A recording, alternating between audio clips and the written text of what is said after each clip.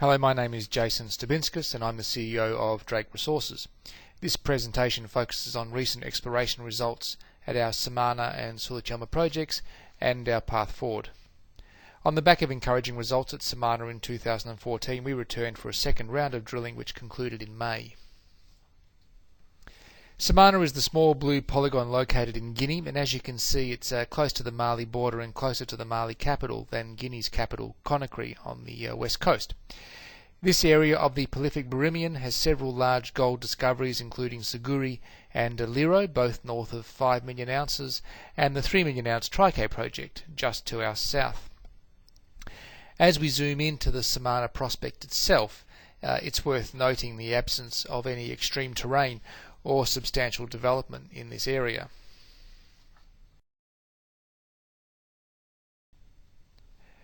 Drake has only held the majority of the licenses for 18 months, and our first mapping program here in February of 2014 included gram samples of 70 gram per tonne, 42.9 gram per tonne, 29.4, 26.7, and several additional results above 10 gram per tonne spread across 18 kilometres.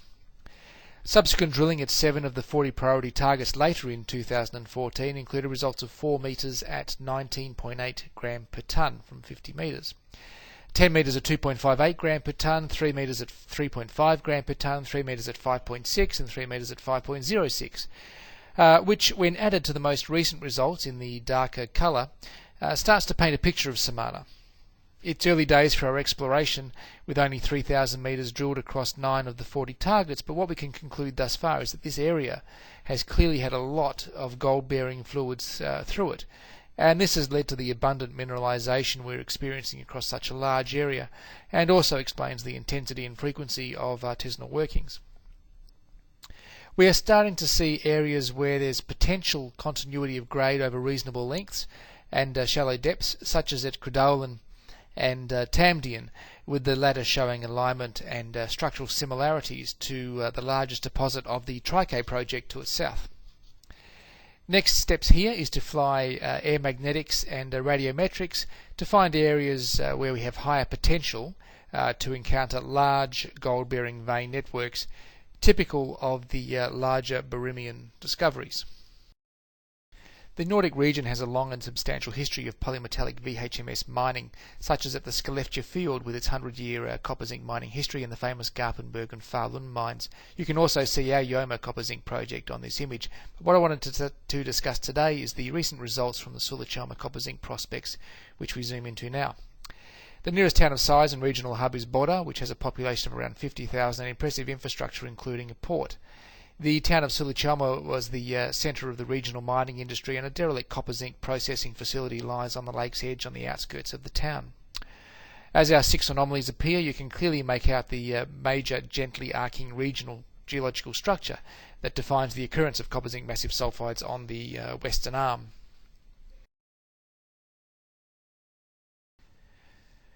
We completed Vetem over Sulochana in late 2014. The survey covered areas of historic mining activity which ceased operation in the late 1980s, with a total of more than 25 million tonnes of copper-zinc ore extracted from several underground operations.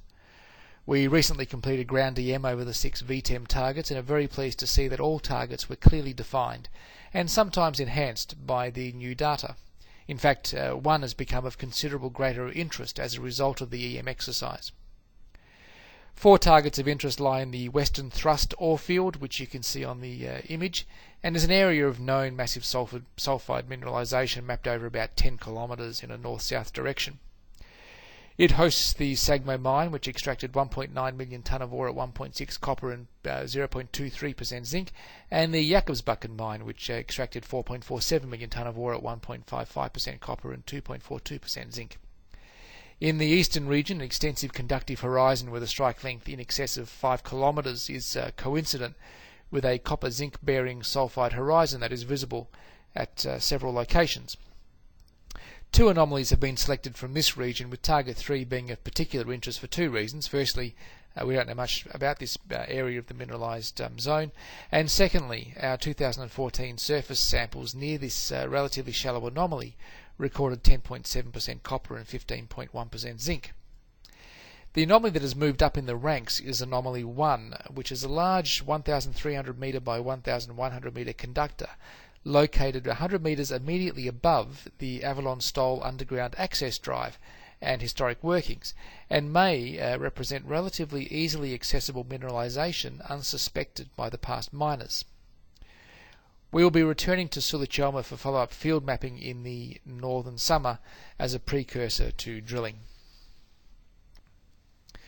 We recently announced an EM survey at our Bergslagen regional portfolio, which contains our greenfield Gran Mujer nickel sulfide discovery.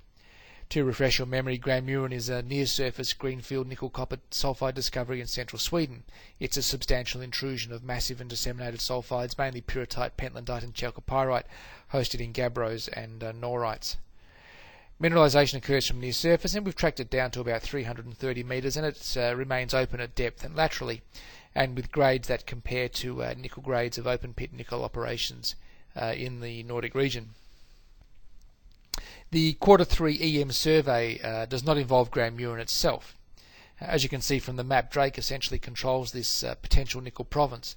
The EM survey will test some of these targets for repeats of Gran Mujer. So whilst it's a relatively modest EM program, the repercussions of a positive result are potentially very significant. The other project we're hoping to return to is the Yoma copper zinc project in Norway. I've spoken about this project many times. It essentially has two parts to it. Firstly, we have an existing decommissioned mine at Yoma and at Gjøvik, and some functioning mine infrastructure at the Yoma site. Our extensive database associated with the Yoma mine operations has allowed us to determine an exploration target for the residual mineralisation around the mine. Please read the announcement from the 17th of March 2014 for that detail. The second aspect is the exploration upside given our large footprint over this area of the Coley Thrust complex, which has hosted copper zinc production at several sites in addition to Yoma and Gjøvik. Our regional investigations to date have focused on a small area around Yoma, and we've got some very exciting targets, such as Target 1 geophysics anomaly in this image. We have not committed to next steps at Yoma yet, but it's something we hope to progress this year in addition to the field work at Sulochana, the EM program at Bergslagen, and the air magnetic survey at Samana, which is still in early stage planning but targeting later in the year. Thanks for your time.